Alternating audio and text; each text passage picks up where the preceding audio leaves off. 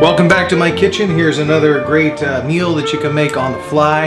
It's fast, it's simple, it's a great bachelor type meal for you. Today we're going to have macaroni and cheese. Now, not just macaroni and cheese, you've had that before. This is a special version of macaroni and cheese. MANcaroni and cheese. Now, the first thing we're going to do is open up the boxes. And notice, by the way, that I buy the cheap version of macaroni and cheese. There's no reason to buy the really expensive stuff. It's all pretty much the same, I think. You get your chemical cheese, you get your noodles.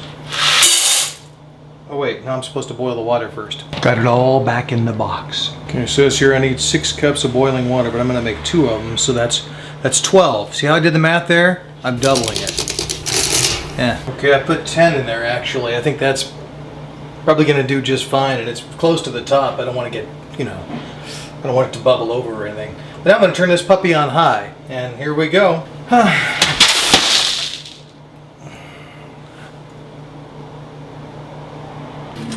It's going to be fine. It'll be, once it's boiled, it'll be fantastic. Yeah, it'll be fine. Put some salt in there, just because. Here you can put salt in there, right? Olive oil just makes everything better. I don't know why, but whenever you're boiling stuff, putting a little olive oil in with your pasta helps keep it from clumping so much, as this is already sticky and clumpy. Let's get the other ingredients we're going to need. Milk and butter-ish stuff. I'm going to use a slotted spoon just because I like the sound of slotted spoon. And with the slotted spoon I stir. Alright, I've got this thing on high, and so it's boiling like crazy already. I'm going to take the top off. Ooh, mushroom cloud. The other box. More chemical cheese. Dump that thing in there. Stir it up. You want to stir because it wants to clump. That's its natural tendency, is to clump, like it's doing in the little thing here. And stir. And boil it 7 to 10 minutes. And this is very important that you do this boiling, because if you don't, the macaroni and cheese is very, very crunchy. You notice I'm wearing my reading glasses, not because I need them to read anything right now, but because they're like safety goggles in the kitchen. So that's what that's some of the expertise man brings to the kitchen, is he knows when to use tools correctly and when to wear goggles and protective gear. Oh, it's getting out of hand. MANcaroni and cheese has some special ingredients which I will now prepare. Namely, tuna, and chunk light tuna in spring water. That's the stuff I like. None of the heavy oil stuff. See, I'm thinking about my health. Gross. Ah! Squirting on me. Ah! Continues to squirt on me. It's all over the stove. I'm gonna be some cat's best friend. Ooh, they're getting fat. Now they're good looking noodles. A little extra light on the situation. Oh, there's our timer. Alright, that's our minimum for the time we're supposed to put the noodles in. So I just toss a couple on the stove, let them cool off a little bit, and see if they're just right yet. Come on. Slippery little boogers. You know what? You're just about right. And here you go. You just dump it into the colander like so.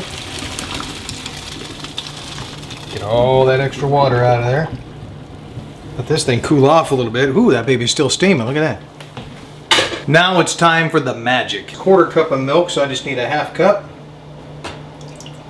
of milk. Like that. Just dump that right in there. See that? About a 1/2 cup of butter-ish stuff. So we'll take what I think is probably a 1/2 cup and a little more than that. That's going to be terrific right there. Get that melting into the stuff. But now we're going to dump our chemical into there.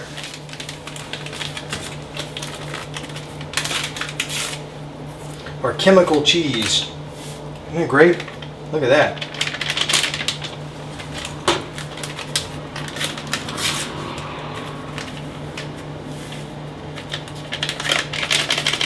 Better living through chemistry. Secret weapon time. Oh, didn't think I was going to go without actual cheese, did you? Remember, cheese is pleasing and cheddar makes it better. So let's go for it. It's important, though, that you use precise measurements, like that much. Or maybe, you know what, a little more than that. Two good handfuls. Just throw that in there. Maybe a little more. And a little for the cook. You didn't see that. Now, while I have an opportunity for this stuff to still be hot and melt that cheese, I stir it up. Now it's looking and smelling like more like macaroni and cheese-ishness. Time to get our tuna on, or in, as the case may be. So let's do that. We'll just dump that stuff right into there. Now we stir this up, and I want to leave this more chunky than the other stuff. You know, if that much cheese was good, a little more ought to make it even better, right? There we go. And there's one more secret ingredient I'm about to add right now. Tony Chachere's. Oh, so good. So good. Heat it up. Heat it up. Spicy, baby. About like that. Just cover the top, you know, pretty good. And then when I stir it in, it all becomes a part of the mix. Oh, it smells good. I'm going to have to eat this for days. I'm talking days. Breakfast, lunch, dinner, don't matter. Well, there you go. A great big old pot of MANcaroni and cheese with some tuna and Tony Chachere's, just to spice it up a little bit. Man, I am ready to get into this. I'm actually drooling. I take off my goggles so I don't get too good a look at what it is I'm eating. And let's test it out. It's a really small plate, okay?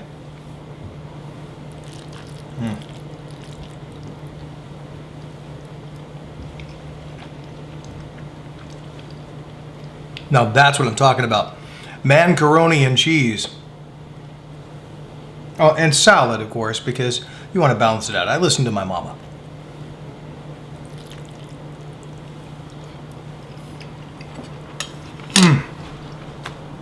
That is good. 104.1 The Fish. Huh. Light above the stove. It's a neat trick. I got to remember that.